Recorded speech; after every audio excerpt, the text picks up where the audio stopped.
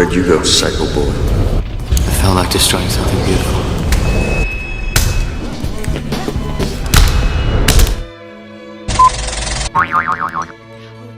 Did I call you? You have to fight. Our great war is a spiritual war. Fight Club is a 1999 psychological action thriller by director David Fincher, starring Edward Norton, Brad Pitt, Helena Bonham Carter, Meat Loaf, and Jared Leto. The film follows a recall specialist whose existence is defined by materialism in male support groups, particularly one for men with testicular cancer.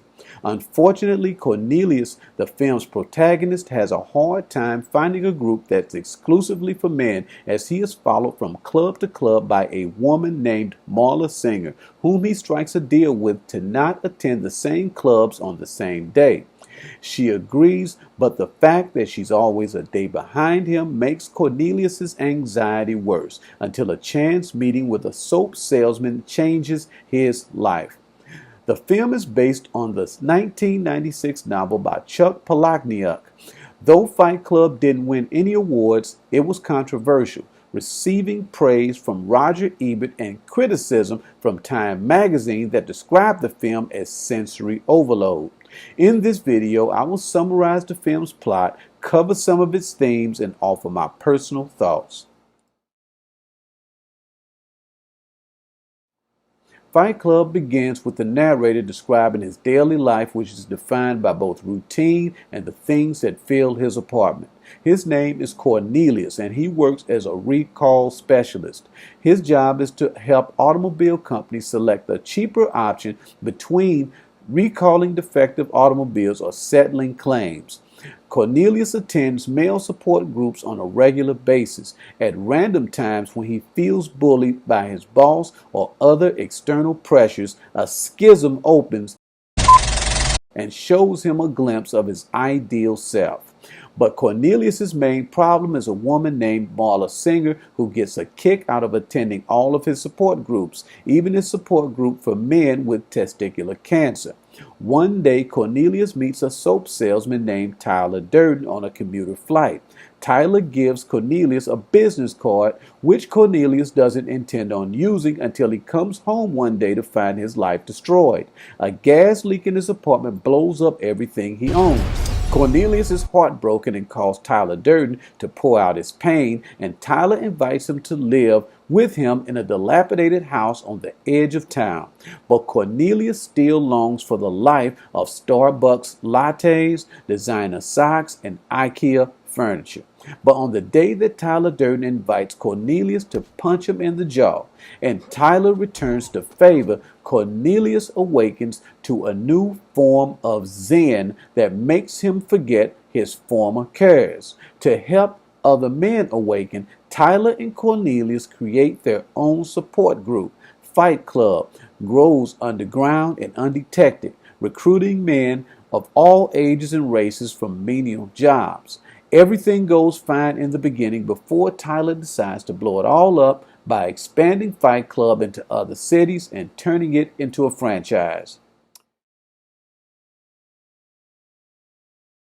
Cornelius suffers from insomnia and schizophrenia. At times of stress and pressure to conform, he sees a flash, unaware that his ideal self is rebelling against the carefully ordered world of his superego, or what he consciously believes himself to be.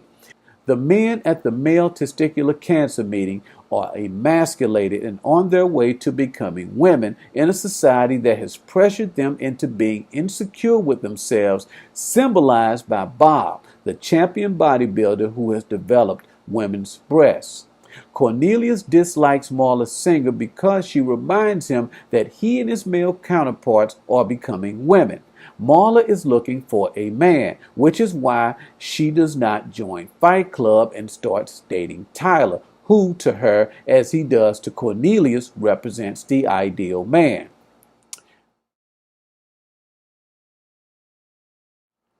Male virility is equivalent to manhood. And this is why Cornelius and other men attend the support group for men with testicular cancer, because they feel emasculated. Tyler works in the theater of Cornelius's mind, occasionally interrupting his scripted life with an image of his version of the ideal man. This penis that Tyler sneaks into the film reel is also the metaphor for Cornelius's ideal self. You'll notice that in the beginning of the film, Tyler appears as a flash out of Cornelius's subconsciousness, blinking in and out just like the penis that Tyler sneaks into the films at the theater where he works. The masculine symbolism is also reinforced when Tyler goes over to Marla's place and stands by the dildo on her dresser, which is intentionally placed there to be compared to him. This is why she tells Durden when he sees it, It's not a threat to you. she had been following Cornelius from group to group in search of a man that the dildo represents, and this is why she never joins Fight Club.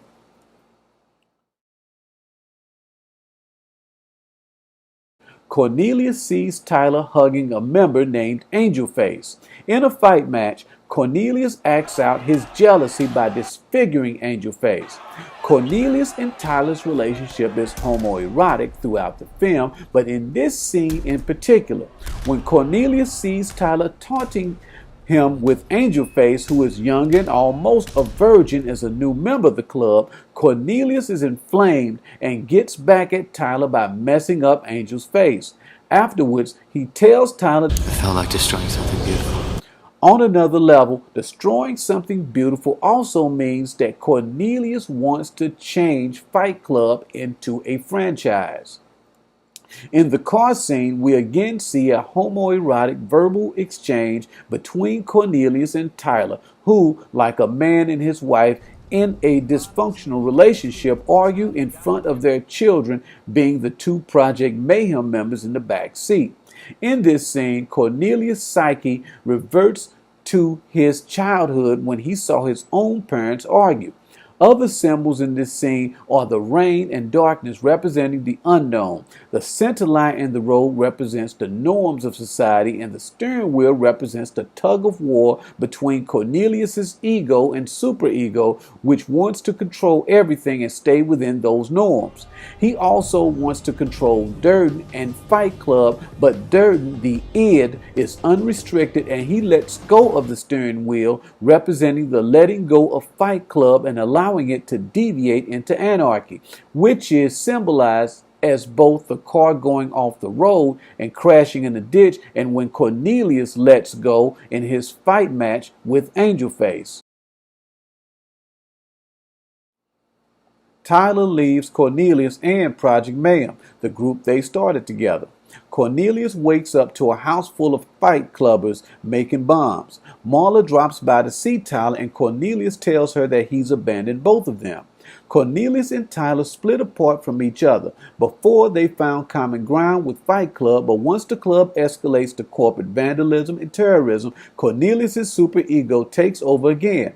The difference between the beginning and end of the film is that in the beginning, Cornelius wasn't aware of Tyler's existence. Now, Cornelius knows that Tyler exists and is in denial that he and Tyler are the same person. Cornelius finds Tyler's plane ticket receipts and flies from city to city, but Tyler is always a step ahead of him, setting up franchises in every city and building an army. Every guy in every city refers to Cornelius as Sir, like they've already met before. Finally, a bartender in a neck brace addresses Cornelius as Tyler Durden. Tyler appears in Cornelius' hotel room and breaks the news to him. They are the same person. When I look at Fight Club, I see a lot of other films, starting with the 1931 version of Dr. Jekyll and Mr. Hyde. I also see Dead Ringers, Full Metal Jacket, Apocalypse Now, and even Gaspar Noé's 2002 film Irreversible. The film a lot of people compare it with is A Clockwork Orange. I can even see some Lolita in Fight Club in regard to the fact that Humbert and Cornelius both deal with an inner conflict. I can remember when Fight Club came out and all the hype around it as being a film about fighting. The fact that the film was marketed to the same WWE demographic didn't grab me.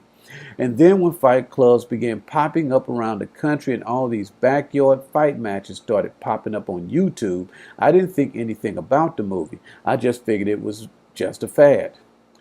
Once I found out that Fight Club's director was David Fincher, who directed Seven and The Game, which I did like, I checked out Fight Club and it became one of my favorite films. What I really appreciate about the film is how it combines all of these deep concepts like materialism, male impotency, and guys empowering themselves by learning how to fight.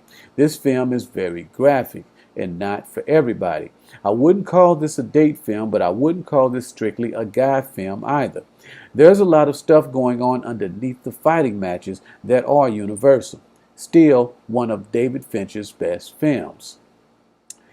Thanks for watching this video review and analysis of David Fincher's 1999 film Fight Club, starring Ed Norton and Brad Pitt.